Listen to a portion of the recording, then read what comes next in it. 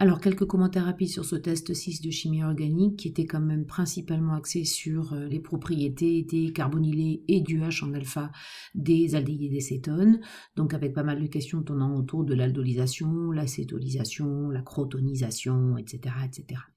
Le début du sujet est très classique, c'est finalement une question de cours où on vous explique que si vous vous placez dans de la soude, ce que vous devez avoir retenu, c'est que la soude apparaît comme une base qui n'est pas suffisamment forte pour que l'énolisation soit totale.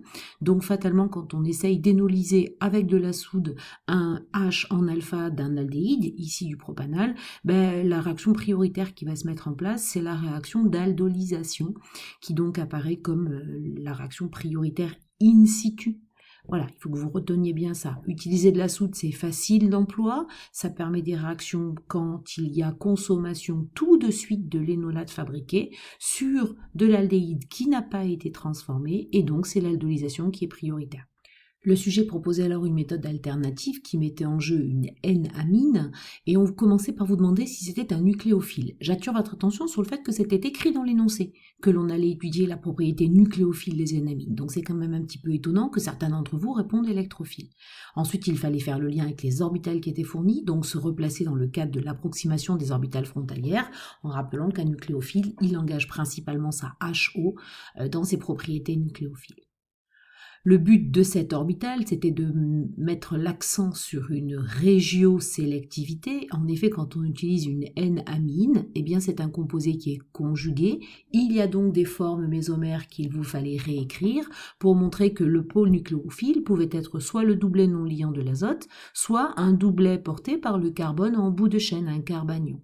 Et c'est par l'utilisation des orbitales, par la HO, que vous pouviez dire qui était le site le plus réactif, encore une fois, en cherchant l'atome le plus contributif, celui sur lequel l'orbitale HO était la plus développée. Sans cette phrase, vous ne démontrez rien du tout.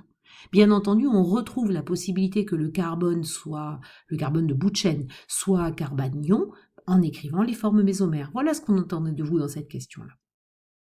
Une fois que vous aviez établi que c'était un nucléophile, la réaction sur CH3Br était simplement une ESN2. Pensez quand même à justifier pourquoi c'est une ESN2, parce que le carbone électrophile, le site qui va être attaqué au cours de la SN, c'est le carbone du CH3. Il n'est pas question d'en faire un carbocation, puisqu'il est primaire, donc c'est bien une ESN2. Et donc je mets des flèches de SN2. Là aussi, j'attire votre attention sur le fait que je suis repartie de la forme N-amine qui était la plus probable, c'est-à-dire que à l'état, entre guillemets, stable de réactif, le doublet, il est sur l'azote, et lorsque je veux engager la réactivité nucléophile, c'est-à-dire que je veux que le carbone de l'alcène devienne un carbanion, eh bien, il faut impérativement que je fasse d'abord les flèches de mésomérie, puis les flèches de SN2, tout ça dans la même étape. Évitez de partir d'une forme mésomère qui, si elle est évidente par rapport à la réactivité dont vous avez besoin, en mettant par exemple l'accent du doublet sur le carbone, elle ne correspond pas à la réalité des formes stables des constituants que vous utilisez.